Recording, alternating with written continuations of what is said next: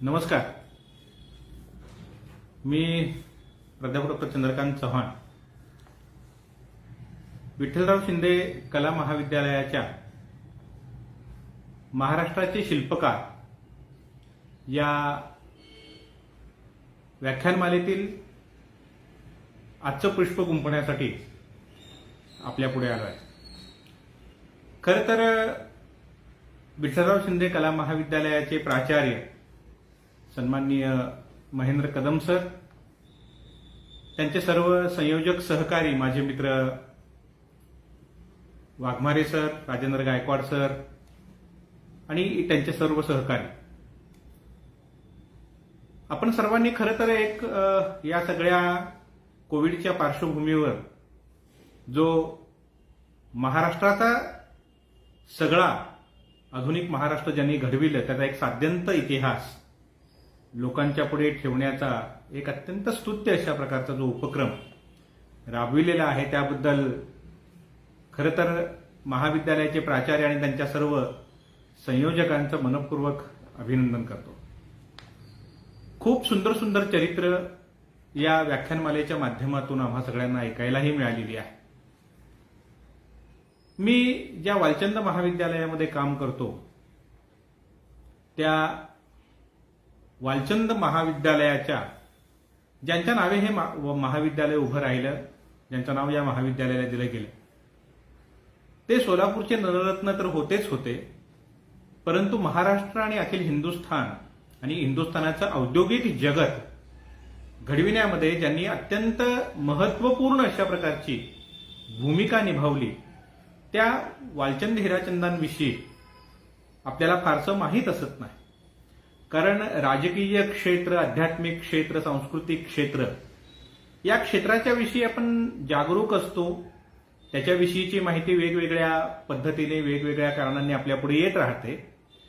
परंतु आर्थिक क्षेत्रामध्ये स्वातंत्र्यपूर्व कालखंडामध्ये, ब्रिटिश कालखंडामध्ये ज्यांनी अनंत अडचणी असताना स्वदेशी उद्योगधंदे उभारण्याचं मोठं दिव्य प्रत्यक्षामध्ये आणून दाखविलं त्या वालचंद हिराचंदांच्या विषयी आणि या दोषी कुटुंबाने जी प्रचंड मोठी अशा प्रकारची औद्योगिक क्षेत्रामध्ये एक प्रेरणादायी अशा प्रकारची गोष्ट उभा केली, उद्योग उभा केले, याची माहिती आपल्यासमोर ठेवणं मी माझं कर्तव्य समजतो. खरं तर वालचंद हिराचंदांचा जन्म हा 23 नोव्हेंबर 1882 साली झाला. वडील हिराचंद आणि आई राजूबाई यांच्या पोटी त्यांचा जन्म झाला आणि वालचंदांचा जन्म झाल्यानंतर अवघ्या 15 दिवसामध्येच त्यांच्या आईंचा मृत्यू झाल्या कारणामुळे त्यांचं मातृछत्र हरपलं. वालचंदांचे वडील हिराचंद हे सोलापूर, मुंबई येथील पेढीचा व्यवहार पाहत असत. तसे सोलापुरातील गिरण्यांचा, औरंगाबाद येथील गिरण्यांचे एजंट म्हणून देखील ते काम पाहत होते. वालचंद शेटजींचं शिक्षण जे आहे ते वडील मुंबईची पिढी पाहू लागल्या कारणामुळे मुंबईला सुरुवात झालं. एल्फिस्टन हायस्कूलमध्ये त्यांचं शिक्षण झालं. मुंबईस प्लेगची साथ वारंवार त्या काळामध्ये येत असे, त्यामुळे त्यांना नॉर्थकोट हायस्कूल सोलापूरमधून त्यांनी 1899 मध्ये मॅट्रिकची परीक्षा ते उत्तीर्ण झाले. पुढील शिक्षणाकरता मुंबईच्या सेंट झेवियर हायस्कूल कॉलेजमध्ये त्यांनी प्रवेश घेतला. तेथून ते इंटरची परीक्षा पास झाले. त्यानंतर पुन्हा प्लेगची साथ मुंबईमध्ये सुरू झाल्या कारणामुळे त्यांनी डेक्कन कॉलेजमध्ये पुण्याला प्रवेश घेतला आणि BA अर्थशास्त्र आणि इतिहास या 2 विषयांच्या मधून या BAच्या शिक्षणास त्यांनी सुरुवात केली. परंतु दुर्दैवाच्या फेऱ्यामुळे वालचंदांचं शिक्षण पदवीचं पूर्ण होऊ शकलं नाही. त्याला काही कारण होते. 1903 साली प्लेगच्या साथीमध्ये वालचंदांचे 2 ज्येष्ठ बंधू माणिकचंद आणि जीवराज हे 2 बंधू मृत्यू पावले. त्याच्यामध्ये हे दोन्हीचे दोन्ही मोठे बंधू जे मुंबईच्या पिढीचा पूर्ण व्यवहार पाहत असत आणि त्याबरोबर एका बंधूंची पत्नी देखील या प्लेगच्या साथीमध्ये निधन पावल्यानंतर हिराचंद हे मानसिकदृष्ट्या खचलेले होते आणि अशा सगळ्या परिस्थितीमध्ये आपण पुढे शिक्षण चालू ठेवावं असं वालचंदांना वाटत नव्हतं. वास्तविक पाहता हिराचंदांचं मत वालचंदांनी व्यवसायामध्ये न पडता आपलं शिक्षण आधी पूर्ण करावं असं होतं. परंतु वडिलांचं न ऐकता वालचंदांनी आपलं शिक्षण बंद केलं आणि वडिलांना मदत करण्यासाठी म्हणून ते सोलापूरला आले. आपल्या दोन्हीही पुत्राच्या वियोगामुळे हिराचंदांनी मुंबईची जी काही आपली पिढी होती ही मुंबईची पिढी बंद करून टाकली आणि मग त्यानंतर आपल्या वडिलांच्या मदतीकरता आलेले वालचंद सोलापूरमध्येच राहून आपल्या वडिलांचा व्यवसाय पाहायला लागले. हिराचंदांनी वालचंदांना प्रथम ज्वारीच्या विक्रीच्या व्यवसायामध्ये पाठवलं, परंतु या ज्वारी खरेदी विक्रीचा व्यवसाय फारसा माहिती नसल्या कारणामुळे, त्याचं ज्ञान नसल्यामुळे या व्यवसायामध्ये त्यांना तोटा सहन करावा लागला. कापूस विक्रीचा व्यवसाय पण त्यांनी करून बघितला, पण त्यामध्येही काही फारसं यश हे वालचंदांना आलं नाही. तेव्हा हिराचंदांनी वालचंदाने देखील आपली पिढीजात परंपरागत अशा प्रकारचा जो काही पेढीचा व्यवसाय आहे तो पेढीचा व्यवसाय पुढे चालवावा म्हणून हिराचंदांनी वालचंदांना सांगितलं. परंतु काही दिवस पेढीचा व्यवहार करून देखील वालचंदांनी पाहिलं, पण या पिढीजात व्यवसायामध्ये, पेढीच्या व्यवसायामध्ये, एका ठिकाणी बसून करावयाच्या या व्यवसायामध्ये त्यांचं मन काही रमत नव्हतं आणि त्यामुळे त्यांनी या व्यतिरिक्त इतर काहीतरी व्यवसाय आपण करावा हा विचार मनामध्ये घेतला आणि तो विचार मनामध्ये घेऊन त्यांनी इतर व्यवसायामध्ये लक्ष घालायचं ठरवलं. खरं तर याच वेळेला एक चांगली संधी वालचंदांच्यासाठी चालून आली. हजरत खान नावाचा एक ठेकेदार जो सोलापूरच्या गिरणीला जळाऊ लाकडं आणि कोळशाचा पुरवठा करत असे, त्याला त्याची मागणी खूप होती, परंतु त्याच्याकडे तेवढं भांडवल नसल्या कारणामुळे गिरणीच्या एजंटाने सांगितल्याप्रमाणे तो वालचंदांना येऊन भेटला आणि वालचंदांकडून त्याने आपल्याला भांडवलाची मदत करावी, आपण सगळ्याच पैसे परत करू असं सांगितलं. हा व्यवसाय हा आर्थिक व्यवहार हा फायद्याचा होईल असं वाटल्यामुळे वालचंदांनी त्याला पैसे दिले आणि पैसे देत असताना देखील त्याही वेळेला हिराचंदांनी या व्यवहारात तू पडू नको असं सांगितलं, कारण पेढीचा व्यवसाय हा मानाचा समजला जात असे आणि ठेकेदारीचा व्यवसाय हा त्या काळामध्ये दुय्यम दर्जाचा किंवा कमी प्रतिष्ठेचा मानला जात असे आणि त्यामुळे ठेकेदारीच्या व्यवसायामध्ये आपल्या मुलाने पडावं हे हिराचंदांना बिलकुल मान्य नव्हतं.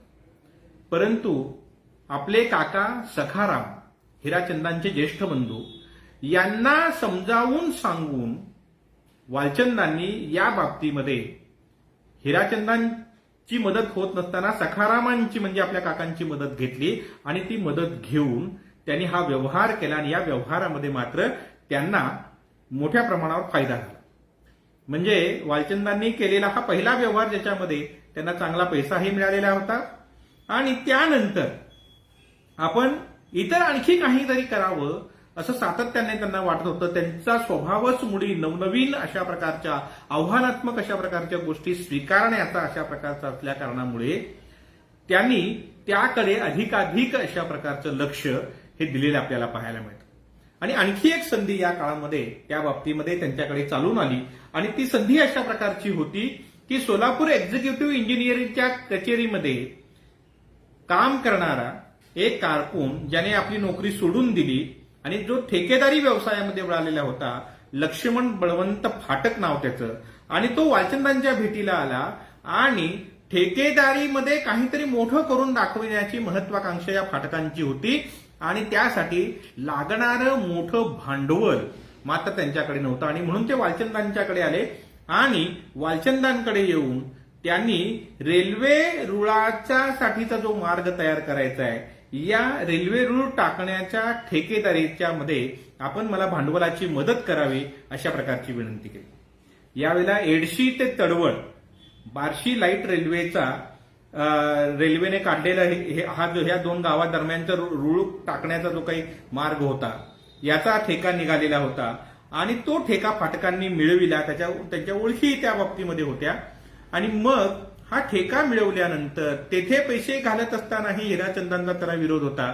परंतु सखारामांनी मदत केल्यामुळे, काकांनी मदत केल्यामुळे वालचंदांनी हा ठेका घेतला. आणि हा ठेका घेऊन त्यांनी मोठ्या प्रमाणावर या ठेकेदारीच्या व्यवसायामध्ये पडत असताना फाटकांना असं वाटलेलं होतं की हा जैन कुटुंबातला व्यक्ती आहे, हा काय तिथे येऊन थांबणार नाही, पैसे दिले की मोकळं झालं.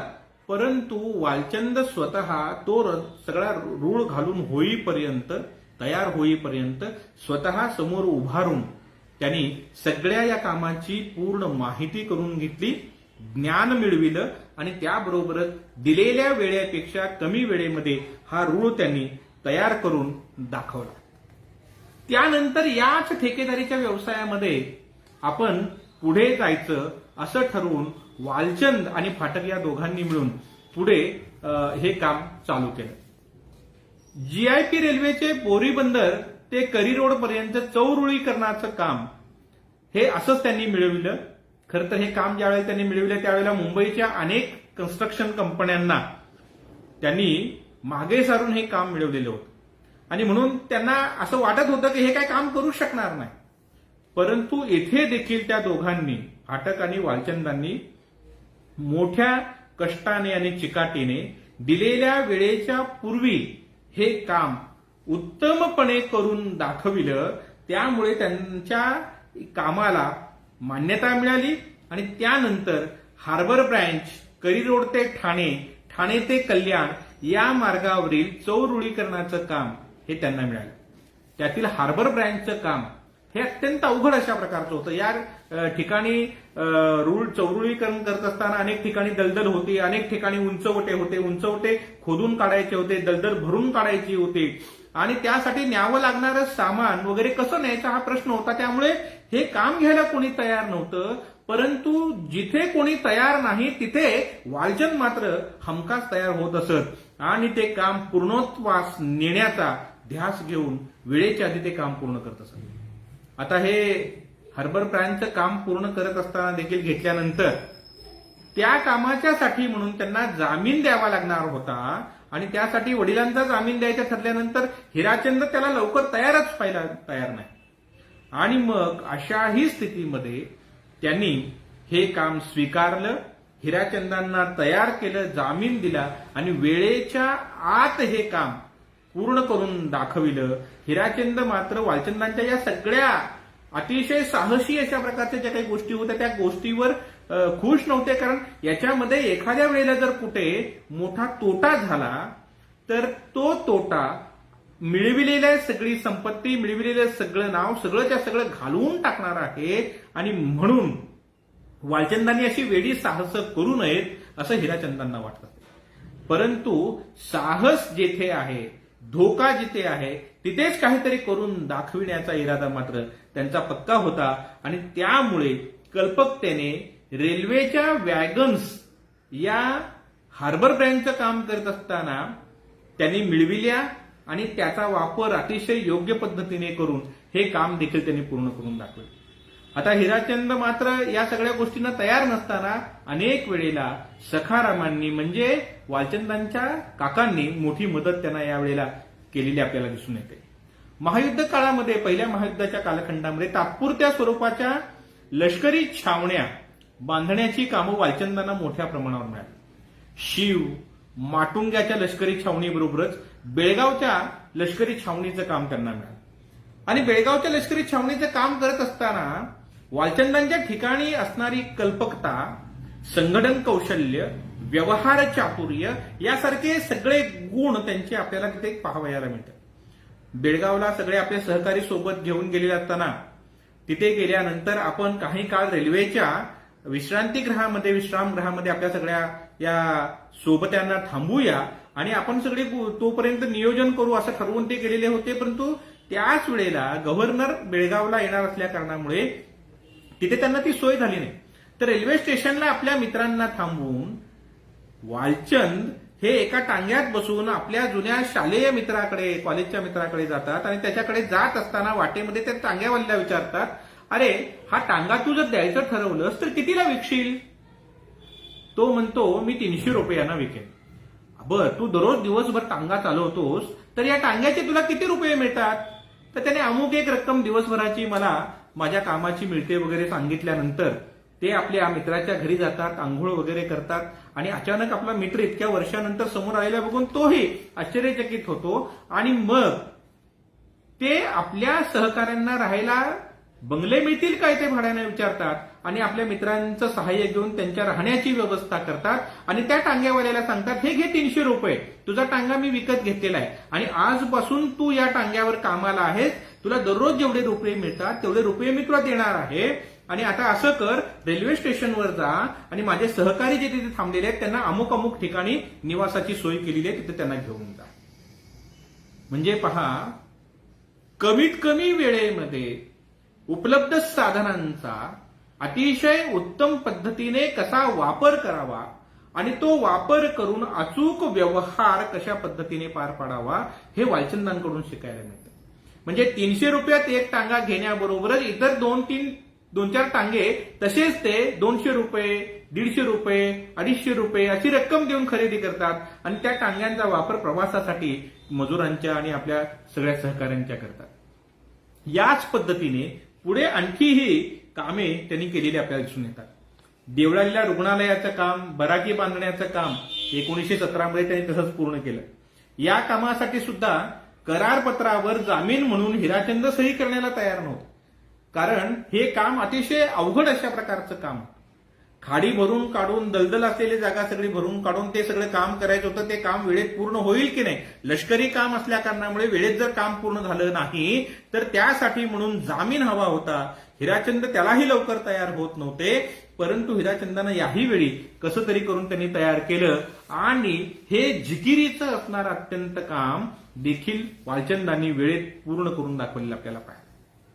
खडकी येथील लष्करी दारूखान्याच्या इमारतीचं काम 1917 मध्येच त्यांनी पूर्ण केलं आणि या इमारतीचं बांधकाम करत असताना मोठमोठे दगड हे सुरुंग लावून फोडायचे होते आणि बाजूलाच दारुगोळ्याचं कोठार असल्यामुळे कोणीही हे काम स्वीकारायला तयार नव्हतं. अशाही अवघड परिस्थितीमध्ये वालचंदांनी ते काम स्वीकारलं आणि पुण्याच्या रानडे या ठेकेदाराची मदत घेऊन त्याचीच अवजारं, त्याचीच माणसं ही सोबत घेऊन त्यांनी ते काम पूर्ण करून दाखविलं आणि त्यामुळे वालचंद आणि फाटक या जोडगोळीने ठेकेदारीच्या क्षेत्रामध्ये आपला अनेक क्षेत्र, अनेक वेगवेगळ्या क्षेत्रामध्ये पादाक्रांत करून, क्षेत्र पादाक्रांत करून आपला नावलौकिक त्या काळामध्ये मिळवला आणि त्यातून नगरपालिकेची इमारत असेल, पीडब्ल्यूडीची कामं असतील, पोर्ट ट्रस्टचं काम असेल, ट्रामवेचं काम असेल, ट्रामवेसाठी लागणाऱ्या कामगारांच्यासाठी लागणाऱ्या चाळी असतील, अशी अनेक कामं त्यांनी केली. आणखी एक उल्लेखनीय काम या दोघांनी मिळून फाटक आणि वालचंद कंपनीने केलेलं काम म्हणजे पंढरपूरला बांधलेला जो रेल्वे पूल आहे तो रेल्वे पूल हा फाटक आणि वालचंद कंपनीने बांधलेला होता. आपल्याला माहित आहे की परवापर्यंत नंतरच्या कालखंडात, स्वातंत्र्योत्तर कालखंडामध्ये बांधलेले पूल पाण्याखाली जायचे, पण तो पूल कधी पाण्याखाली जात नव्हता. म्हणजे अतिशय उत्कृष्ट अशा प्रकारची कामं फाटक आणि वालचंद या कंपनीने केलेली होती. वालचंदांनी मुंबईत नेपियर फाउंड्री विकत घेतली. त्यानंतर मध्य प्रांतामध्ये मोहपाणी गावी त्यांनी खाणीतून कोळसा काढण्याचा ठेका घेतला.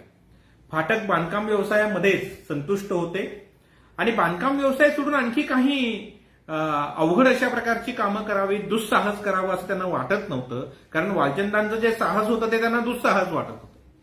आणि मालपाणी या ठिकाणी कोळसा खाण ते घेतायत, त्याचबरोबर ते अशा प्रकारची वेगवेगळ्या फाउंड्री घेऊन, फाउंड्रीच्या माध्यमातून लोखंडी अशा प्रकारचे लागणारी अवजार आपणच तयार करावीत अशा प्रकारचं साहस करतायत. बांधकाम क्षेत्र सोडून इतर क्षेत्रामध्ये वालचंदांचं जाणं कदाचित फाटकांना मान्य झालं नाही आणि त्यामुळे फाटकांनी नंतरच्या काळामध्ये वालचंदांबरोबरचा असणारा व्यवहार हा संपविला आणि आपल्याला यापुढे वय झाल्या कारणामुळे आपण यातून बाहेर पडतो आहोत असं वगैरे सांगून ते बाजूला पाहिजे. मोहपाणी या ठिकाणी कोळसा खाणीतून कोळसा काढण्याचा ठेका ज्या वेळेला वालचंदांनी घेतला तेव्हा तिथे अडचण अशा प्रकारची होती की कोळसा खाणीमध्ये काम करायला मजूरच येत नव्हते आणि ज्या वेळेला वालचंदांनी जाऊन प्रत्यक्ष पाहिले की काय अडचण आहे, तर ते पाहिल्यानंतर त्याच्या लक्षात आलं की मजूर कामावर येण्यासाठी आवश्यक ज्या गोष्टी आहेत त्याच्यामध्ये दिवसभर काम केल्यानंतर थकून जाणारे मजूर घरी जाऊन पुन्हा दळण दळायचं संध्याकाळच्या जेवणासाठीचं हे काही त्यांना शक्य होत नाही आहे आणि म्हणून मजूर कामावर येत नाहीत हे जेव्हा त्यांच्या लक्षात आलं त्यावेळेला लगेचच त्यांनी काय केलं तर मुंबईवरून पिठाची चक्की मागवली आणि पिठाची चक्की मागवून तिथे त्या मजुरांच्या करिता मोफत दळण दळून द्यायचं धान्य दळून द्यायचं काम हे त्यांनी केलं. त्यामुळे तिथली कामं देखील वाढलेली आपल्याला दिसून येतात. मागे मी दोनदा उल्लेख केला की 2 वेळेला हिराचंदांना तिथे मुलाच्या करता जामीन व्हावं लागणार होतं पण हिराचंद त्यांना तयार होत नव्हते कारण गोव्यामध्ये असा चेक केलेला व्यवहार हा वालचंदांच्या अंगाशी आलेला होता आणि मग हिराचंदांना असं वाटत होतं की आपल्याला 4 मुलगे म्हणजे वालचंदांसहित 4 जण आहेत. एका वालचंदांच्या साहसामुळे सगळी संपत्ती जर आपण तिथे पणाला लावली तर या बाकीच्या 3 मुलांवर ते अन्याय केल्यासारखं होणार आहे आणि म्हणून ते लवकर जामीन द्यायला तयार होत नव्हते हे आपल्या लक्षात येतं.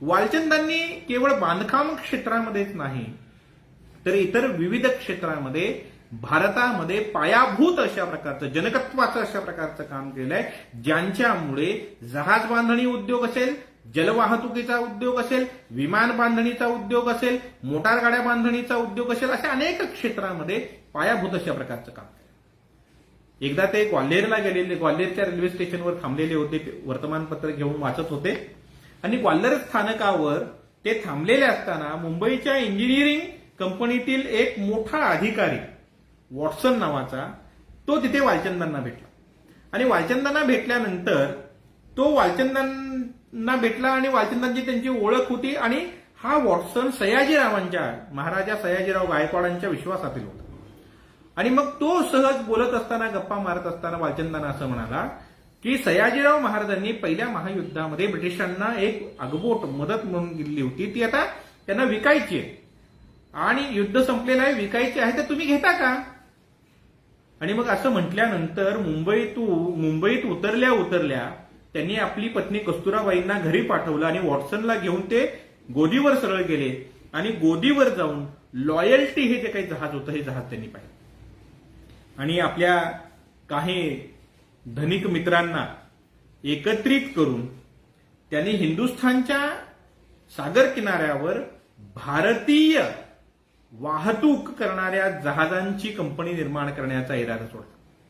खरं तर त्यावेळेला BI नावाची म्हणजे ब्रिटिश इंडिया स्टीम नेव्हिगेशन नावाची एक अतिशय मोठी कंपनी होती जिची संपूर्ण मक्तेदारी भारतातील सागरी व्यापारावर होती आणि याचा जो प्रमुख होता हा ब्रिटिशांना युद्ध प्रयत्नामध्ये प्रचंड मदत करणारा म्हणून लॉर्ड इंचकेप जो होता त्याचा त्या कंपनीचा प्रमुख त्याचं प्रचंड वजन ब्रिटनमध्ये तिथल्या संसदेमध्ये तिथल्या राजसत्तेमध्ये होतं आणि त्याच्या विरोधामध्ये कोणीही जाण्याची हिंमत करत नव्हतं. किंबहुना आजपर्यंत ज्या ज्या भारतीय लोकांनी अशी एखादी कंपनी स्थापन करण्याचा प्रयत्न केलेला होता त्या सगळ्या प्रयत्नामध्ये त्यांना अपयश पदरी आलेलं होतं. परंतु वालचंदांनी नरोत्तम मोरारजी लल्लूभाई सामळदास किलाचंद देवचंद यासारख्या धनाढ्य मित्रांना एकत्रित केलं आणि सिंधिया स्टीम नेव्हिगेशन नावाची एक कंपनी त्यांनी 27 मार्च 1919 रोजी स्थापन केली. आता ही कंपनी स्थापन झाली लॉयल्टी जहाज घेतलं परंतु हे जहाज प्रवासी जहाज बनविण्यासाठी त्याच्यामध्ये अनेक बदल करणं आवश्यक होतं कारण लष्करी उपयोगासाठी ते जहाज निर्माण करण्यात आलेलं होतं. मग हे जहाज वालचंद लंडनला घेऊन गेले आणि लंडनला घेऊन जाऊन त्याच्यामध्ये त्यांनी आपल्याला हवे असलेले बदल करायचं ठरविलं. खरं तर त्याला येणारा खर्च जो वाटत होता त्याला लागणारा जो कालावधी वाटत होता प्रत्यक्षामध्ये मात्र तितक्या कालावधीमध्ये आणि तितक्या पैशामध्ये ते काम झालंच नाही किंबहुना हे कामच करायला कोणी तयार होईना. इंचकेपच्या भीतीने या जहाजामध्ये दुरुस्ती करून बदल करून द्यायला देखील कोणी तयार होईना. अशा वेळेला इंचकेपचाच एकेकाचा मित्र असणारा आणि इंचकेपच्या या मानभावी स्वभावावर अहंकारी स्वभावावर क्रुद्ध असलेला म्हणा किंवा त्यामुळे तो रागावलेला त्याच्यावर असलेला केनेडी नावाचा एक मित्र होता. त्याची मदत मिळाल्यामुळे कसं तरी करून हे जहाज दुरुस्त झालं. आता जहाज दुरुस्त झालं, प्रवासी वाहतूक करण्यासाठी म्हणून जाहिरात दिली, प्रवासी भरले गेले, परंतु प्रचंड मोठ्या जहाजामध्ये माल भरून न्यायचा तर कोणीही वालचंदांना या जहाजामध्ये भरण्याकरता माल द्यायला तयार होईना. कारण जहाजामध्ये माल भरण्यास देणे याचा अर्थ इंचकेपचा विरोध सहन करणे असं होतं आणि कोणीही इंचकेपच्या विरोधामध्ये जायला तयार नव्हतं. अशा सगळ्या परिस्थितीमध्ये वालचंद मागे हटणारे नव्हते. ते धाडसी जसे होते तसे तितकेच हट्टी, प्रचंड राष्ट्राभिमानी अशा प्रकारचे गृहस्थ. आणि त्यांनी ठरवलं की ठीक आहे, जर तुम्ही आम्हाला मदत करणार नसाल, कोणी मदत करणार नसेल, माल भरता येत नसेल, तर त्यांनी लंडनहून 1000 टन सिमेंट आणि 500 टन बीड खरेदी केलं. आणि खरेदी करून इंचखेपची जी काही इच्छा होती की हे जहाज रिकामं गेले पाहिजे, हा व्यवहार याला तोट्यात बसला पाहिजे, त्याच्यावर मात करून वालचंदांनी आपल्या बुद्धिचातुर्याने इंग्लंडमधून माल खरेदी केला आणि इंग्लंडमधून माल खरेदी करून तो माल घेऊन ते परत आले. त्यानंतर लिव्हरपूल पॅलेस नावाच्या कंपनीकडून 6 बोटी वालचंदांनी धाडसाने विकत घेतल्या. मालवाहू जहाजं होती ती. आणि ही विकत घेतल्यानंतर मात्र तो जो काही व्यवहार आहे तो व्यवहार होऊ नये म्हणून इंचकेपने प्रचंड प्रयत्न केले. ती जहाज, त्या बोटी इंग्लंडच्या सागरावरून हिंदुस्थानच्या दिशेने निघणारच नाहीत अशी सगळी व्यवस्था त्याने केली. ब्रिटिश शिपिंग कंपनी जी होती, ब्रिटिश शिपिंग कंट्रोलर नावाची जी कंपनी होती, या कंपनीची आगाऊ परवानगी घेणं त्याच्यासाठी आवश्यक होतं. ती घेतलेली नसल्या कारणामुळे प्रचंड विरोध, प्रचंड त्रास, दिलेला पैसा तर बुडतो की काय, अशा प्रकारची परिस्थिती निर्माण झाल्यानंतर इंग्लंडच्या संसदेमधल्या लोकांच्याकडे जाऊन वालचंदांनी त्यांना सांगितलं की 1919चा कायदा तुम्ही पास केलेला आहे, त्याच्या विरोधामध्ये संपूर्ण हिंदुस्थानामध्ये मत आहे. तुम्ही प्रत्यक्षामध्ये भारतीयांचं भलं करू इच्छित नाही अशी भारतीयांची इच्छा, म्हणजे भारतीयांचा जो काही विचार आहे तो विचार बरोबर आहे असं यामुळे ठरेल, तर तुम्ही आम्हाला मदत केली पाहिजे. मोठा संघर्ष, बौद्धिक संघर्ष करून इंचकेपचे सगळे डाव प्रतिडाव, हल्ले प्रतिहल्ले परतवून लावून वालचंदांनी त्यालाही परवानगी मिळवली आणि या 6 बोटींच्या पुढे ज्या बोटी वाढवणार नाही अशा प्रकारचं आश्वासन देऊन, परंतु हा व्यवहार पूर्ण करून त्यांनी या सगळ्या बोटी भारतामध्ये आल्या. जलवाहतूक करत असताना प्रचंड मोठ्या प्रमाणावर जे मोठ्या कंपन्या असतात, ज्या छोट्या कंपन्यांना नेस्तनाबूत करण्यासाठी दर कमी करण्याचं जे तंत्र वापरतात, ते तंत्र इंचकेपने यांच्याबरोबर वापरलं आणि सिंधिया कंपनी बुडविण्याचा पुरेपूर प्रयत्न वेळोवेळी इंचकेपने केला. परंतु वालचंदांनी अनेक अडचणी असताना देखील, ब्रिटिश सरकार कोणत्याही प्रकारची मदत करत नसताना देखील या सगळ्या अडचणींवर मात करून सिंधिया कंपनी वाढविली. दोघांमध्ये नंतरच्या काळामध्ये करार मदार होत असताना देखील एकदा इंचकेप वालचंदांना सरळ म्हणतो, तुम्ही आमचा जो काही जहाज व्यवसाय आहे तो बुडवू पाहत आहात, त्याच्यावर गदा आणू पाहत आहात, तर आम्ही तुम्हाला सागरावरचे चाचे समजतो, असं ज्यावेळेला इंचकेप एकदा म्हणतो तेव्हा उसळी मारून वालचंद त्याला असं म्हणतात, अरे सागर किनारा 4500 किलोमीटरचा हिंदुस्थानला जो लाभलेला आहे तो आमचा, आम्ही तेथील मूळ रहिवासी आहोत आणि चाचे कोणाला म्हणतो, तुम्ही चाचे आहात, आम्ही मूळ मालक आहोत त्याचे, असं इंचकेपला ठणकावून बोलण्याची हिंमत त्या काळामध्ये केवळ आणि केवळ जर कोणी दाखवलेली असेल तर ती वालचंदांनी दाखविली. आणि म्हणून हिंदुस्थानी कंपनी ब्रिटिश कंपनीच्या, जिच्याकडे संपूर्ण मक्तेदार आहे, संपूर्ण सरकार त्याच्या पाठीशी आहे, त्याच्या विरोधात उभं राहून यशस्वी करून दाखविण्याचं काम हे वालचंदांनी केलेलं आपल्याला पाहायला मिळतं. त्याच्यानंतर मोठ्या प्रमाणावर रंगूनहून तांदूळ आणण्याच्या व्यवहारामध्ये देखील खूप मोठ्या प्रमाणावर अडचणी त्यांनी निर्माण केलेल्या होत्या.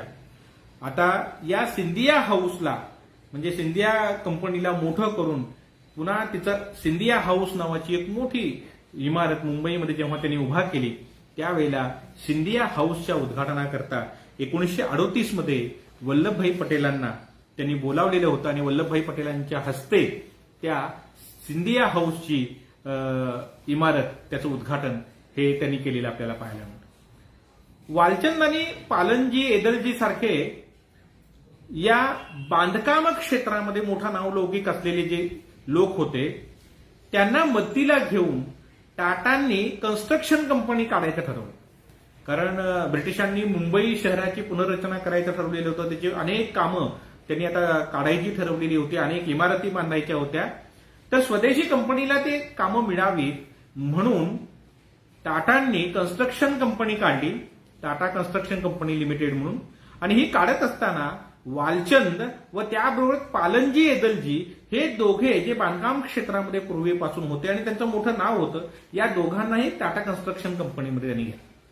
आता टाटा कन्स्ट्रक्शन कंपनीमध्ये जात असताना इथे वालचंदांना आपली जी पूर्वीची कंपनी होती ती कंपनी त्यामध्ये विसर्जित करावी लागली. आता ती करत असताना हिराचंदांचा त्यांना विरोध होता. कारण मोठ्या कंपनीमध्ये जेव्हा तू आता समाविष्ट होतो आहे तेव्हा तुझं स्वतःचं असणारं स्वतंत्र अस्तित्व राहणार नाही आणि मग आपली स्वतःची ओळख पुसून दुसऱ्याच्या कंपनीमध्ये काम करण्यात काय अर्थ आहे असं त्यांचं म्हणणं होतं. परंतु वालचंदांना टाटांसारख्या बांधकाम क्षेत्रामध्ये अननुभवी असणाऱ्या या कंपनीमध्ये जाऊन तिथे मोठं काहीतरी करून दाखवायची इच्छा होती. कारण टाटाचं नाव पूर्वीपासूनच लोहपोलाद उद्योगामुळे, विद्युत निर्मिती उद्योगामुळे मोठ्या प्रमाणावर प्रसिद्धीस पावलेलं होतं. त्यांच्याकडे असणारे भांडवलही प्रचंड होतं आणि त्यामुळे त्या सगळ्याचा उपयोग करून मोठी कामं करण्याचा विचार त्यांचा होता. पुढे पालनजी एदलजी हे त्या कंपनीतून लवकरच बाहेर पडले आणि त्यामुळे वालचंद हे मॅनेजिंग डायरेक्टर बनले. मुंबई नगरपालिकेचं तानसा तलावापासून ते मुंबईपर्यंत 55 मैल लांबीचे नळ बसविण्याचं काम हे वालचंदांनी मोठ्या संघटना कौशल्याने आणि चातुर्याने पूर्ण करून दाखवले. बोरघाटातील बोगद्याचं काम ज्यावेळेला निघाले होतं, रेल्वेचा बोगदा बोरघाटामध्ये खोदायचा होता. खरं तर याच्याशी संबंधित वालचंदांची एक खूप सुंदर अशी आठवण लहानपणीची आहे. म्हणजे हिराचंद आपल्या ऑफिसमध्ये पेढीमध्ये बसलेले आहेत. त्यांच्याकडे बरेचसे सहकारी नातेवाईक म्हणा, काही त्यांचे जे काही पेढीच्या व्यवहारामध्ये असणारे वेगवेगळ्या प्रकारचे गिऱ्हाईक असतील ते आलेले होते. त्या सगळ्यांच्या चपला बाहेर सोडलेल्या होत्या आणि त्या चपला बाहेर सोडलेल्या असताना वालचंद लहान आहे आणि ते काय करतायत, एका रेषेमध्ये सगळ्या चपला ठेवतायत आणि एका रेषेमध्ये चपला ठेवून भिंतीला अशा चप्पल अशी ठेवून त्याचे असे पोकळीमध्ये आणि त्याच्या खालून पुन्हा चपला गेलेल्या आहेत. अशा प्रकारचं एक त्यांनी ते तयार केलेलं आहे. आणि मग हिराचंद शेठजी बाहेर आले आणि त्यांनी पाहिलं की काय झालंय, काय वालू काय करतोयस तू, असं वालचंदांना ते विचारतात. मग त्यावेळेला बाळ वालू असं म्हणतो की मी रेल्वे तयार करतो आहे आणि ह्या चपला उभ्या केलेल्या आहेत त्या काय भिंतीला लागून, ते बोगदे म्हणतो. म्हणजे रेल्वेचे रूळ घालण्याचं काम तर त्यांनी केलंच केलं, परंतु रेल्वेच्यासाठी लागणारे बोगदे बांधायचं काम देखील त्यांनी केलं. त्याच्यामध्ये सगळ्यात मोठं काम हे जे होतं ते बोरघाटातील बोगद्याचं होतं. आता हे बोगद्याचं काम टाटा कन्स्ट्रक्शन कंपनीला मिळावं म्हणून ते त्यांच्याकडे गेले आणि रेल्वेच्या इंजिनियरला भेटून त्यांनी सांगितलं की टाटा कन्स्ट्रक्शन कंपनी हे काम घ्यायला तयार आहे, तुम्ही ते काम द्यावं. त्यावेळेला रेल्वेचा इंजिनियर त्यांना म्हणतो की या फंदात पडू नका, तुम्ही गोत्यात याल. कारण हे काम करण्यासाठी, बोगदे खणण्यासाठी जे तंत्रज्ञ लागतात ते भारतामध्येच उपलब्ध नाही आहे.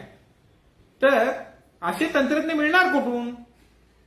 त्यावेळेला त्या मुख्य इंजिनियरला वालचंद म्हणतात, तुम्हीच सुचवा ना, मग तुम्ही सुचविलेल्या तंत्रज्ञाकडून आम्ही काम करून घेऊ. आणि हे काम करून घेत असताना त्यांनी जो सुचवलेला तंत्रज्ञ होता तो पूर्व आफ्रिकेतील नैरोबी येथे काम करत होता, इंजिनियर पोलक म्हणून. या पोलक नावाच्या इंजिनियरला त्यांनी संपर्क साधला आणि सांगितलं की आम्ही एक बोगद्याचं काम करतो आहोत, त्या बोगद्याचं काम तुझ्या मार्गदर्शनाखाली व्हायला पाहिजे असं आम्हाला वाटतं.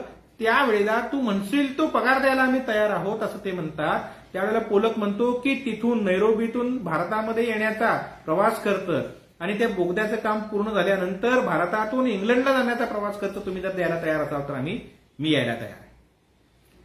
वालचंद हे द्यायला तयार होतात आणि त्यांच्या मार्गदर्शनाखाली, देखरेखीखाली 2 वर्षामध्ये 16 डिसेंबर 1928ला हा बोगदा तयार होतो. 2 मैल अंतराचा बोगदा तयार करणारी भारतातील ही पहिली कंपनी होती. आणि इतकंच नाही तर युरोपियनांपेक्षा भारतीय तंत्रज्ञानाच्या बाबतीत, कामाच्या बाबतीत कुठे कमी नाहीत हे दाखवून देण्याचं काम हे इथे वालचंदांनी केलेलं आपल्याला पाहायला मिळतं. त्यानंतर मार्सलँड अँड प्राइस नावाची एक कंपनी होती. पहिल्या महायुद्धामध्ये प्रचंड मोठी बांधकामं त्यांनी केलेली होती. परंतु पहिल्या महायुद्धानंतर कामं कमी मिळायला लागली, त्यामुळे फायदा होत नाहीये हे पाहून त्यांनी हिंदी भांडवलदारांना ती कंपनी सोपवून आपला त्यातील हिस्सा जो आहे तो काढून घेतला. परंतु हिंदी भांडवलदारांना ही कंपनी फायद्यात चालविणं शक्य झालं नाही. तेव्हा वालचंदांकडे ते गेले. तेव्हा वालचंद म्हणाले की मॅनेजिंग एजन्सी म्हणून तुम्ही टाटाकडे याचा जर कारभार सोपवला तर आम्ही हे काम करायला तयार आहोत. आणि काही दिवसामध्येच मार्सलँड प्राइस ही कंपनी अतिशय फायद्यामध्ये चालवून वालचंदांनी दाखवून दिली. याबरोबरच एकदा कलकत्त्याला गेलेला असताना तेथील ह्यूम पाईपचा कारखाना हा वालचंदांनी पाहिलेला होता. आणि त्यांना माहिती होतं की भविष्यामध्ये कोणकोणत्या क्षेत्रामध्ये मोठ्या प्रमाणावर मागणी वाढणार आहे आणि जी क्षेत्र भरभराटीला येणार आहेत त्या क्षेत्रामध्ये मोठं काम आपण आता केलं पाहिजे दूरदृष्टीने, असं मानणारे वालचंद होते. आणि ह्यूम पाईपचा कारखाना त्यांनी टाकला. परंतु सुरुवातीच्या काळामध्ये टाटांनी वालचंदांकडे त्याचं काम सोपवलं नाही, तर एका युरोपियन व्यक्तीकडे त्याचं काम सोपवलं. आणि तो गर्विष्ठ होता आणि त्याने वालचंदांना बिलकुल तिकडे फिरकू दिलं नाही. आणि या सगळ्याचा परिणाम हा झाला की हा ह्यूम पाईपचा कारखाना प्रचंड तोट्यामध्ये गेला. त्यानंतर ज्या वेळेला वालचंदांकडे याची जबाबदारी सोपवण्यात आली, त्यावेळेला आपले अधिकारी ऑस्ट्रेलियाला पाठवून, ऑस्ट्रेलियामध्ये ह्यूम पाईप प्रथम जी सुरुवात झाली त्याची मूळ तिथे कंपनी होती, अमेरिकेला पाठवून, इंग्लंडमध्ये पाठवून तिथे जाऊन त्यांनी सगळी ती कंपनी आणि तिथे बनविले जाणारे पाईप कशा पद्धतीने बनविले जातात, आपल्या पाईपमध्ये येणाऱ्या अडचणी कोणत्या प्रकारच्या आहेत, काय त्रुटी आहेत, हे सगळं आपल्या तंत्रज्ञानात शिकून घ्यायला लावलं. आणि भारतामध्ये ह्यूम पाईपचा कारखाना त्यांनी सुरू केला. इंडियन ह्यूम पाईप कंपनी त्यांनी स्थापन केली आणि ही कंपनी प्रचंड मोठ्या प्रमाणावर नंतरच्या कालखंडामध्ये फायद्यामध्ये चाललेली आपल्याला पाहायला मिळते. वालचंदांचं वैशिष्ट्य हे होतं की ते आपल्या तंत्रज्ञानावर, आपल्या इंजिनियर्सवर मोठा विश्वास टाकत असत. आणि त्यांना एखादी गोष्ट येत नाही तर त्यांनी शिकली पाहिजे म्हणून प्रत्यक्ष युरोपामध्ये पाठवून, इंग्लंडमध्ये, अमेरिकेमध्ये पाठवून, ऑस्ट्रेलियाला पाठवून, म्हणजे जिथे जिथे पाठवता येईल तिथे पाठवून त्यांनी ते तंत्रज्ञान त्यांना शिकायला लावलं. आणि पुढे जाऊन कॉन्क्रीटचे, धातूचे पाईप हे त्यांनी तयार केले आणि ह्यूम पाईप प्रचंड मोठ्या प्रमाणावर प्रसिद्ध झाले. त्यामध्ये त्यांचे बंधू रतनचंद यांचं मोठं योगदान असलेलं आपल्याला पाहायला मिळतं. विद्युत केंद्राच्या इमारती असतील, बोगदे असतील, पूल असतील, बोटीचे धक्के असतील, विमानतळ असेल, कालवे असतील, कारखान्यांच्या इमारती असतील, टाटा कन्स्ट्रक्शन कंपनीच्या हिंदुस्थान कन्स्ट्रक्शन नावाच्या आणखी एक त्यांची सहाय्यक जी कंपनी त्यांनी स्थापन केली, त्या माध्यमातून अनेक कामं वालचंदांनी केली. हिंदुस्थानमध्ये ब्रह्मदेश, सिलोनमध्ये त्याच्या शाखा होत्या. मुंबई महापालिकेच्या वैतरणा धरण, इरावती, मेघना, नर्मदा, गोदावरी, कृष्णा या नद्यांवरची प्रचंड अशा प्रकारचे मोठे पूल, त्याचबरोबर जीआयपी रेल्वेच्या विद्युत शक्तीच्या इमारती, अशी अनेक मोठमोठी बांधकामं ही वालचंदांनी टाटा कन्स्ट्रक्शन कंपनीच्या माध्यमातून करून दाखवली. त्यामुळे बांधकाम क्षेत्रामध्ये वालचंदांचं नाव या काळामध्ये शिखरावर पोहोचलेलं होतं. हिंदुस्थान कन्स्ट्रक्शन कंपनीला सहाय्यक म्हणून ऑल इंडिया कन्स्ट्रक्शन कंपनी वालचंदांनी स्थापली आणि तिच्या माध्यमातून सिंध आणि वायव्य प्रांतामध्ये मोठ्या प्रमाणावर काम या कंपनीने केलं.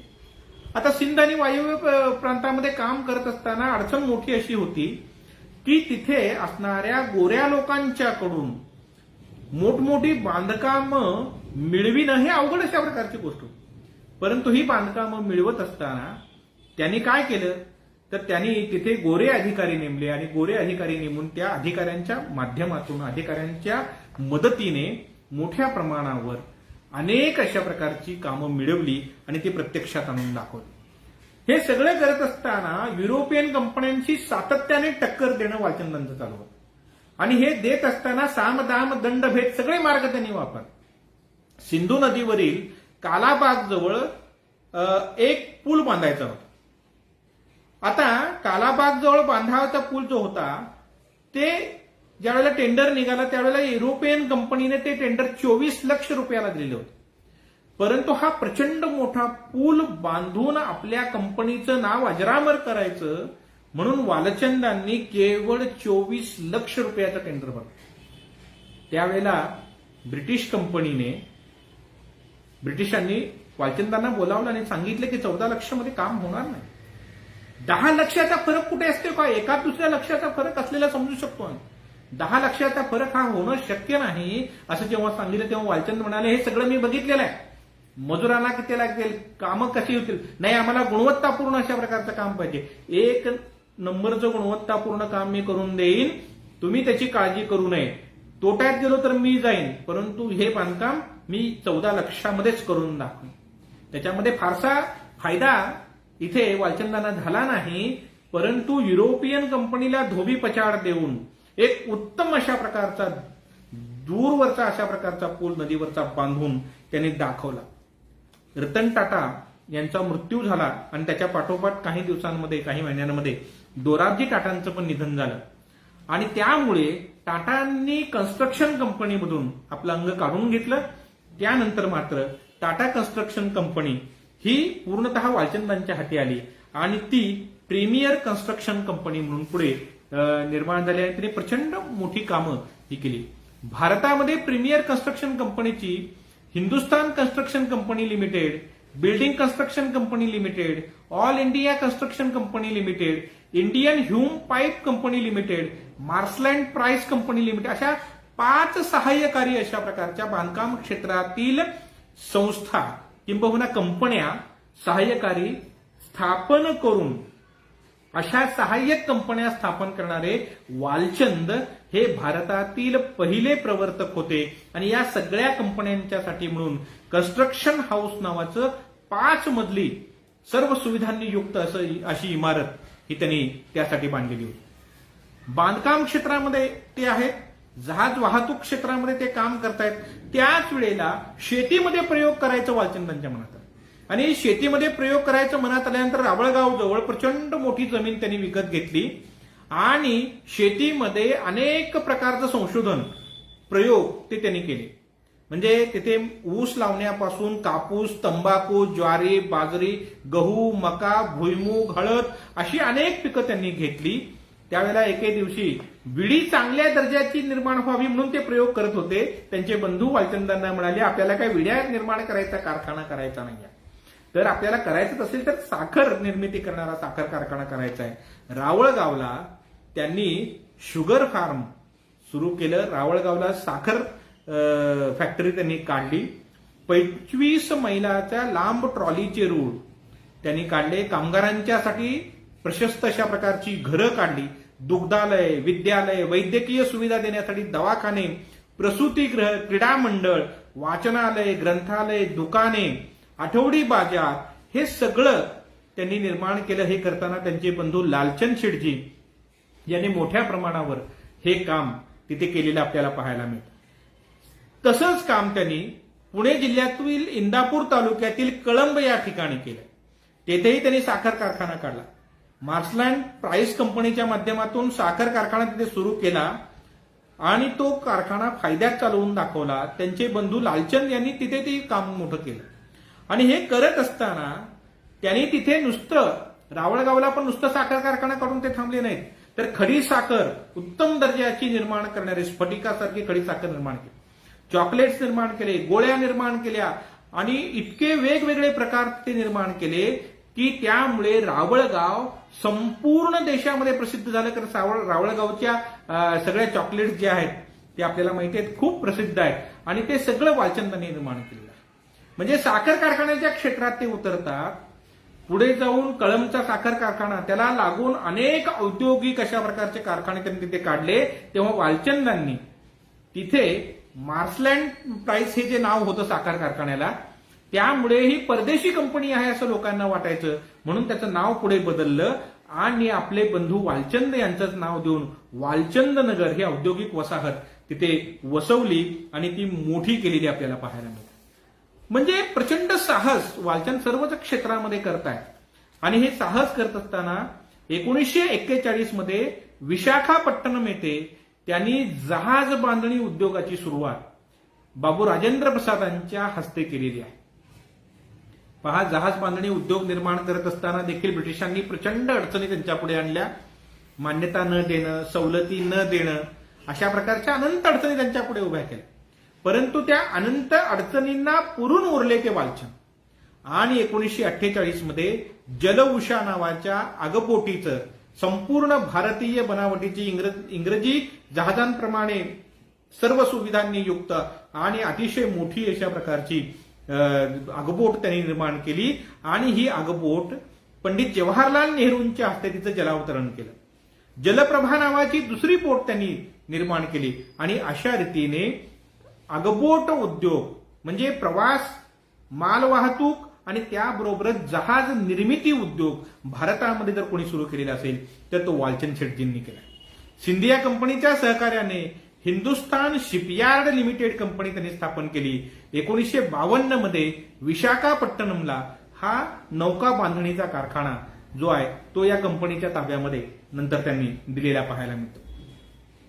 त्यांच्या या सगळ्या कामामुळे, राष्ट्रवादी विचारांमुळे वल्लभभाई पटेल तुरुंगामध्ये होते. खरं तर 60 वर्ष त्यांना पूर्ण झाल्यानंतर त्यांचा मोठा सत्कार होत होता. त्यावेळेला वालचंद शेटजी असं म्हणतात की अरे, वल्लभभाई तुरुंगामध्ये आहेत आणि वल्लभभाई तुरुंगामध्ये असताना मी वाढदिवस काय म्हणून साजरा करता माझा तुम्ही, असं म्हणणारे आणि संपूर्ण देशी उद्योगधंदे वाढीस लागावेत यासाठी प्रचंड प्रयत्न हे वालचंदांनी केले. वालचंदांना मोठ्या प्रमाणावर असं वाटत होतं, खरं तर विमान प्रवास त्यांना सुरुवातीला आवडायचा नाही, परंतु नंतर कामाच्या व्यापामुळे विमानाने प्रवास करावा लागला. तर त्यांना विमान निर्मिती कारखाना तयार करायचा आणि भारतीय विमानं तयार करायची होती आणि त्यासाठी म्हणून त्यांनी म्हैसूरचे दिवाण मिर्झा इस्माईल जे त्यांचे मित्र होते त्यांना द्वितीय महायुद्धाच्या पार्श्वभूमीवर त्यांनी सांगितले की मला विमान निर्मिती कारखाना काढायचा आहे. इस्माईल मिर्झाने सांगितलं की म्हैसूरच्या राजाकडून सर्वतो प्रकारची मदत मी या बाबतीमध्ये तुम्हाला द्यायला तयार आहे, परंतु कारखाना मात्र अफजा राज्यामध्ये तयार व्हायला पाहिजे. आणि मग तिथे जर तुम्ही कारखाना काढला तर त्या ठिकाणी विनामूल्य जागा तुम्हाला देऊ, वीज, पाणी सवलतीमध्ये देऊ, असं म्हणल्यानंतर बंगळुरात तो कारखाना त्यांनी काढला. आणि बंगळुरात तो कारखाना काढल्यानंतर इंडियन एअरक्राफ्ट कंपनी नावाची कंपनी स्थापन करून अमेरिकेतून 22 तंत्रज्ञ मागून भारतीय बनावटीची विमानं त्यांनी तयार केली. द्वितीय महायुद्धाचा काळ असल्यामुळे त्यांना लगेच अनेक विमानांच्या ऑर्डरी देखील मिळाल्या. 74 बॉम्बफेकी विमानं, 48 लढाऊ विमानं, 30 विमान चालकाचे प्रशिक्षण देणारी विमानं, अशा प्रकारची अनेक विमानांची ऑर्डर देखील त्यांना मिळाली. परंतु जपानने ज्या वेळेला पर्ल हार्बरवर बॉम्ब हल्ले केले त्यावेळेला मात्र ब्रिटिश सरकारने या विमान निर्मिती कारखान्याचं महत्व ओळखून देशी बनावटीची विमानं जिथे तयार होत होती वालचंदांनी ती तयार करून दाखविली आणि भारतीय कुठेही मागे नाहीत हे सिद्ध करून दाखविलं. तो विमान कारखाना सरकारने शेवटी आपल्या स्वतःच्या ताब्यामध्ये घेतला. परंतु तो तयार करून प्रत्यक्षामध्ये भारतीय विमानही तयार करू शकतात त्या क्षेत्रामध्ये एक मोठं पाऊल हे वालचंदांनी टाकलेलं होतं. सर विश्वेश्वरय्या हे वालचंदांचे मित्र होते आणि 1935 मध्येच विश्वेश्वरय्यांनी वालचंदांना आणि इतर सहकाऱ्यांना सांगितलेले होते की मोटार गाड्यांची निर्मितीचा कारखाना भारतामध्ये तयार व्हायला पाहिजे, स्वदेशी बनावटीच्या मोटारी तयार व्हायला पाहिजे. परंतु सरकार कोणत्याही प्रकारची मदत करत नव्हतं. द्वितीय महायुद्ध सुरू झाल्यानंतर महायुद्धासाठी सहाय्यक अशा प्रकारची बाब म्हणून याला मान्यता द्यावी म्हणून त्यांनी प्रयत्न केले. अनेक वर्ष पाठपुरावा करून देखील वालचंदांना सरकारकडून कोणत्याही प्रकारची मदत मिळत नव्हती. तेव्हा सरकारी मदत मिळत नसताना ती टाळून 1944 मध्ये दी प्रीमियर ऑटोमोबाईल लिमिटेड नावाची कंपनी त्यांनी स्थापन केली. अमेरिकेच्या क्रायस्लर कॉर्पोरेशन नावाच्या मोटारगाडीच्या कंपनीच्या बरोबर करार केला आणि तिच्या सहकार्याने प्रीमियरने स्वदेशी बनावटीच्या मोटारगाड्या तयार केल्या. पुढे 1950 नंतर त्याच्यामध्ये 51 मध्ये फियाट कंपनी आली. फियाट कंपनीने इटलीच्या त्यांना मदत केली आणि त्यामधून अनेक मोटारगाड्या देशी बनावटीच्या त्यांनी निर्माण केलेल्या आपल्यास पाहायला मिळतात. इतकंच नाही तर 13 सप्टेंबर 1927 मध्ये वालचंदांनी महाराष्ट्र चेंबर ऑफ कॉमर्सची स्थापना केली. आज महाराष्ट्र चेंबर ऑफ कॉमर्स किती मोठं काम करत आहे आपण बघतो. तर या महाराष्ट्र चेंबर ऑफ कॉमर्सची स्थापना करून 11 वर्ष वालचंद हे तिचे अध्यक्ष होते. कूपर डिझेल कंपनीचा कारखाना त्यांनी सुरू केला आणि डिझेल कंपनीच्या मध्ये मोठ्या प्रमाणावर त्याच्यामध्ये वेगवेगळ्या सुधारणा घडवून आणून कूपर डिझेल हे मोठ्या प्रमाणावर प्रसिद्ध केलं. इतकंच नाही तर अनेक अर्थविषयक उद्योगविषयक संस्थांचे ते संचालक राहिलेले होते. कपूर डिझेल कंपनीचा कारखाना जसा त्यांनी चालवला त्याचप्रमाणे न्यू ग्रेट इन्शुरन्स कंपनी नावाची विमा कंपनी 1943 मध्ये त्यांनी स्थापन केलेली होती. ते अत्यंत राष्ट्रवादी विचारांचे होते. राष्ट्रीय चळवळींना त्यांनी मुक्त हस्ते मदत केली आणि काँग्रेसच्या अधिवेशनांना 1942च्या स्वातंत्र्य लढ्याला आणि राष्ट्रीय चळवळीतील अनेक कामासाठी त्यांनी मोठ्या प्रमाणावर मुक्त हस्ते मदत केली. धार्मिक कामांवर वगैरे त्यांनी फारसा खर्च हा केलेला नव्हता. गरवारे आबासाहेब गरवारे जे उद्योगपती महाराष्ट्रातील प्रसिद्ध ते मोटार गाड्या विकण्याचा व्यवसाय करत असत आणि त्यांना वालचंद एकदा असं म्हणतात की मला एक मोटार गाडी पाहिजे परंतु ती मोटार गाडी ही ब्रिटिशांनी बनविलेली नको रोल्स रॉयस असली तरी देखील. तर मला ब्रिटिशांनी न बनवलेली मग त्यांना लगेच गरवारेंनी अमेरिकन बनावटीची कंपनीची कार जी आहे ती उपलब्ध करून दिली. परंतु या सगळ्या गोष्टी करताना वालचंदांच्या ठिकाणी असणारं राष्ट्रप्रेम जे आहे ते राष्ट्रप्रेम सातत्याने आपल्याला पाहायला मिळतं. वालचंद एक अद्भुत अशा प्रकारची व्यक्ती. त्यांनी जे काम आरंभलं त्या कामाला त्यांच्या सगळ्या बंधूंनी मोठ्या प्रमाणावर मदत केली आणि त्यामुळेच आपण पाहतो की खूप मोठ्या प्रमाणावर ते ही प्रगती करू शकले. म्हणजे गुलाबचंद असतील, रतनचंद असतील, लालचंद असतील किंवा पुढे जाऊन आपण पाहतो की त्यांचे जे काकांचे सुपुत्र त्यांनी देखील मोठ्या प्रमाणावर त्यांच्या मुलाने देखील मोठ्या प्रमाणावर मदत ही या सगळ्या व्यवसायामध्ये केलेली आपल्याला पाहायला मिळते. आणि याचमुळे पुढे जाऊन एक मोठा उद्योग वालचंद समूहाच्या रूपाने उभा राहिला आणि देशामध्ये म्हणजे ज्या पद्धतीने टाटा उद्योग समूह हा लोह पोलाद उद्योगामध्ये विद्युत निर्मिती उद्योगामध्ये भारतामध्ये पायाभूत अशा प्रकारचं काम करणारा जनक अशा प्रकारचं काम करणारा होता. त्याच पद्धतीने जलवाहतूक, विमान वाहतूक, विमान निर्मिती, जहाज निर्मिती, मोटार गाड्यांची निर्मिती अशा अनेक क्षेत्रामध्ये वालचंदांनी प्रचंड मोठं अशा प्रकारचं काम करून दाखवलेलं आपल्याला पाहायला मिळतं. आणि त्यामुळेच अनेक उद्योग व्यवसायांचे जनक म्हणून वालचंद शेट्टींकडे आपण पाहतो. इतकंच नाही तर ज्या वेळेला आपल्या संपत्तीचे हिस्से करायची वेळ ज्या वेळेला आली त्यावेळेला 2 हिस्से म्हणजे आपल्या वडिलांच्या मृत्यूनंतर जेव्हा त्यांनी केले. पहा किती दूरदृष्टी कुटुंबवत्सल अशा प्रकारचं व्यक्तिमत्व होतं. आणि ते करत असताना सखारामांना एकच पुत्र रावजी सखाराम आणि हिराचंदांना 4 पुत्र असताना देखील 2 भावांच्या मध्ये संपत्तीची वाटणी करताना वालचंदांनीच हे सगळे उद्योग म्हणजे तोपर्यंत वाढवलेले असताना 1934-35 ची गोष्ट आहे. तर ते करत असताना देखील वालचंद शेठजी आपल्या सगळ्या संपत्तीचा व्यवहार गोळा करतात. येणं जाणं गोळा करून 24 लक्ष रुपये जेव्हा उरतात तेव्हा सखाराम यांच्या कुटुंबियांना ते 12 लक्ष रुपये मदत देतात आणि आपण 4 बंधू असताना देखील 12 लक्ष रुपये आपल्याकडे ते घेतात. आता रावजी सखाराम हे त्यांचे जे चुलत बंधू होते ते अतिशय धार्मिक होते. जैन बोधक ते चालवत होते अनेक वर्षांपासून स्थापन केलेलं. आणि रावजी सखारामांनी वालचंदांनी केलेली ही जी काही विभागणी होती ती त्यांना मान्य नव्हती. अरे हे सगळंच वालचंदांनी वैभव उभा केलेला आहे त्यामुळे त्याचा हिस्सा जास्त आहे याच्यामध्ये असे म्हणणारे रावजी आपल्या पत्नीला मिळालेल्या हिश्श्याच्या 4 लाखांमधील 3 लाख बक्षीस म्हणून वालचंदांना परत करतात. म्हणजे हे एक कुटुंब इतकं मोठ्या प्रमाणावर एकत्रित असणार आहे. जो व्यक्ती कुटुंब एकत्रित ठेवू शकत नाही तो एवढी मोठी कंपनी कशी चालवू शकेल असं वालचंदांचं मत होतं. आणि म्हणून आपल्या संस्थात्मक निर्मितींनी उद्योग निर्मितींनी भारताला आधुनिक बनविणाऱ्या महाराष्ट्रातील अनेक क्षेत्रामध्ये म्हणजे मगाशी मी सांगितल्याप्रमाणे रावळगाव असेल, वालचंद नगर असेल, अनेक नद्यांवरचे पूल असतील, कन्स्ट्रक्शन क्षेत्रामध्ये त्यांनी केलेलं प्रचंड मोठं बांधकामाचं काम असेल, या सगळ्या क्षेत्रामध्ये वालचंदांनी प्रचंड मोठं प्रेरणादायी अशा प्रकारचं योगदान दिलं.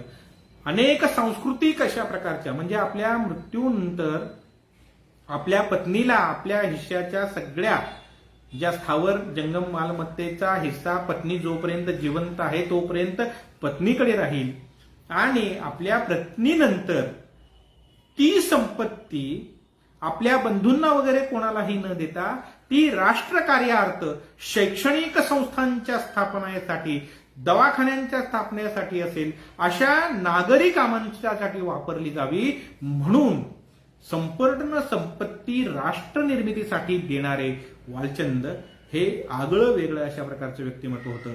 म्हणून या व्याख्यानमालेच्या निमित्ताने वालचंद हिराचंद यांनी सोलापूर सारख्या ठिकाणी तर अनेक संस्थांचे ते आश्रयदाते होते. वालचंद शिक्षण समूह जो मोठ्या प्रमाणावर पुढे आला किंबहुना अहिल्यात पन्नालाल दिगंबर जैन पाठशाळेसारखी संस्था जी होती ती संस्था हिराचंदांनी स्थापन करण्यामध्ये वगैरे मोठं योगदान त्यांच्या वडिलांचं होतं. आणि त्यामुळे अशा अनेक संस्था शैक्षणिक औद्योगिक सांस्कृतिक संस्था या निर्माण करण्यामध्ये प्रचंड मोठं योगदान हे वालचंदांनी दिलं. त्यांचं हे योगदान आपल्यापर्यंत मांडण्याची संधी मला विठ्ठलराव शिंदे कला महाविद्यालयाने आज प्राप्त करून दिली.